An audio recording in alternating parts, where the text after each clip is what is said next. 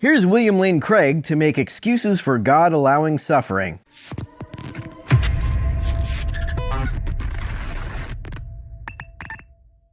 Evil and suffering is a big one, and I'd be interested in your perspectives on that. You hear people say that particularly the Abrahamic God, who's all-powerful and all-knowing and all-good, and you've just made a reference to that yourself, the locus of all good things. Yes. Now, there's the atheistic argument from evil, and it basically runs that if there is such a God, and I don't want to sound unsympathetic about this, it's a big challenge. Evil is a big problem. Just as I described exists, then there'd be no evil or suffering, but there is a lot of evil and suffering in the world. Therefore, there can't be a God, or certainly not a Christian God. Mm-hmm. So where do philosophers in general come out on that question of suffering, and where do you land?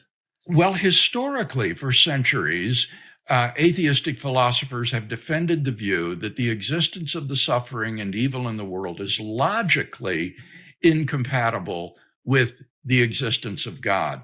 Which it is if we understand God to be inherently all-powerful and also inherently all-loving. I take it as an axiom that being all-loving means having no tolerance whatsoever for any unnecessary suffering. And I take it as an axiom that being all-powerful means that God has the power to achieve any goal without allowing suffering. If God allows suffering, then he is either not all-loving or he does not have the power to achieve his ends without allowing that suffering. And now on the contemporary scene, this has really changed. Virtually no one defends the logical version of the problem of evil anymore.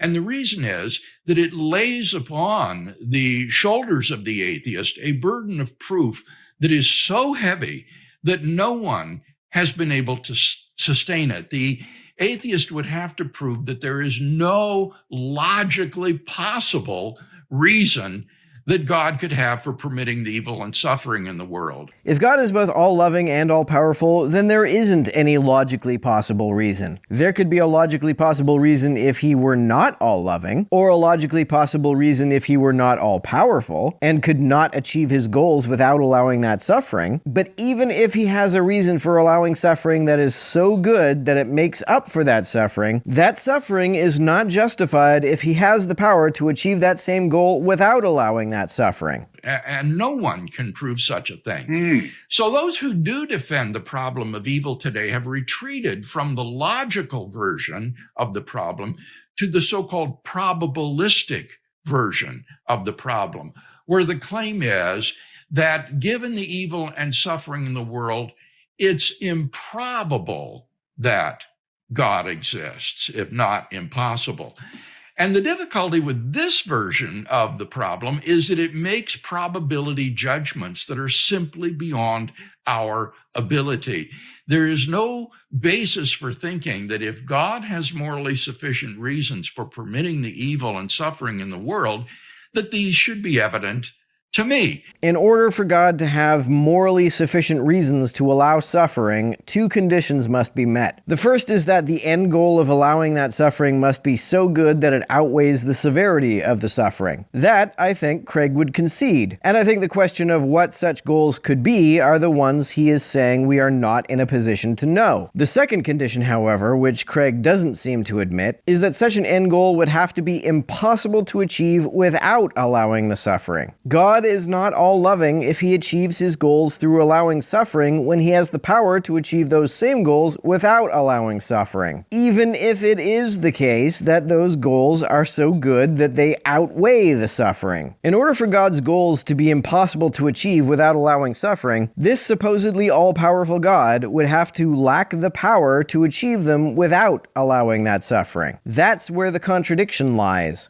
For example, every event that occurs in human history sends a ripple effect through history, such that God's morally sufficient reasons for permitting it might not emerge until centuries from now, perhaps in another country. In order for allowing suffering to be morally sufficient, he would have to be incapable of achieving whatever end he had in mind without allowing that suffering. How could an all-powerful God be incapable of achieving any end without allowing suffering? Suppose I said that I had a goal, and it's a totally awesome goal, and you're going to love it. I could achieve this goal through allowing you to experience suffering, but don't worry, the goal is so awesome that it totally makes up for the suffering. It's totally worth it. Alternatively, I could achieve the exact same goal that's just as awesome without allowing you to suffer. Which of those two options would you prefer? Which of the two options is the more loving option? An illustration of this would be the so-called butterfly effect in contemporary physics. It's been shown that the fluttering of a butterfly's wings on a twig in West Africa can set in motion forces that will eventually produce a hurricane over the Atlantic Ocean.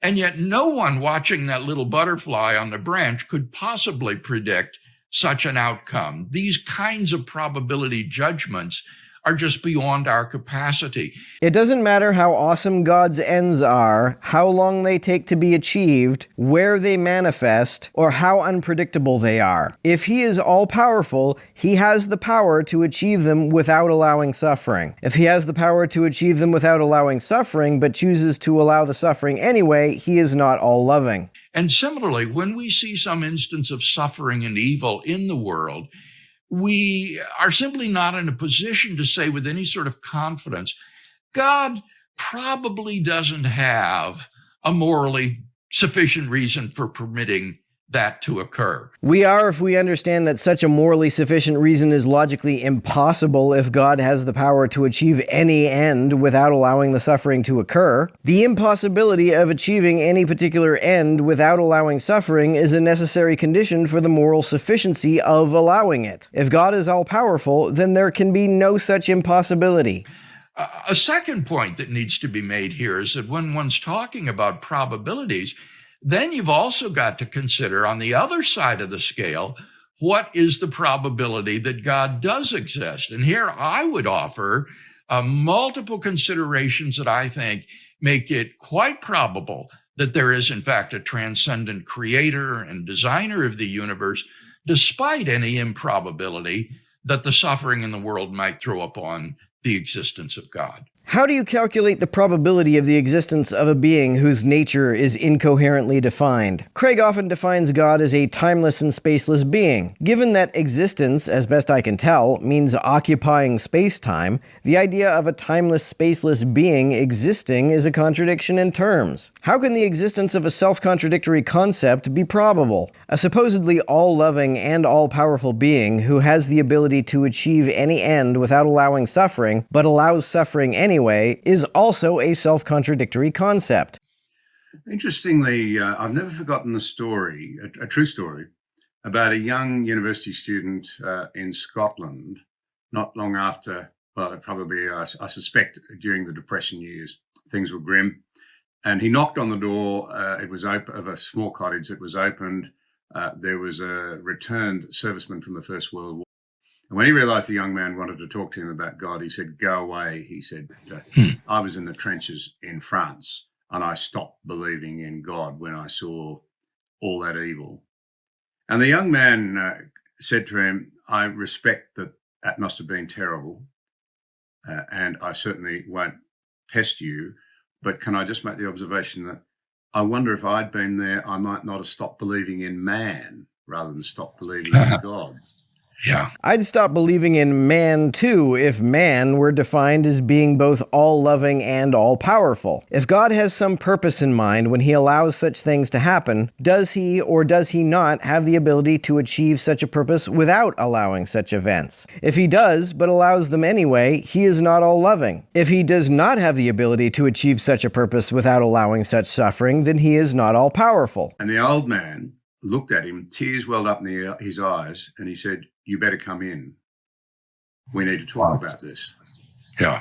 It's an interesting take on evil. I sometimes think that one of our problems is that we're not self-reflective enough about Yes, our own nature and our own certainly flawed. one of the major developments in philosophy with respect to this problem is the so-called free will defense, in which philosophers, I think, have been able to show that it's neither improbable nor impossible that every world that God would create that would involve this much good, this much moral goodness, would also involve this much moral evil freely perpetrated by human free agents. Is that true of any world that God would create, or any world that he could create? If God could create a world with as much or more good, but without any evil, then he is not all-loving if he created a world like this one. If he could not create a world with as much or more good than this one without allowing evil, then he is not all-powerful. So that ultimately, the blame lies at man's threshold and not at God's. That would only be the case if this supposedly all-powerful God did not have the power to create a world with as much or more good without allowing as much evil as this world has.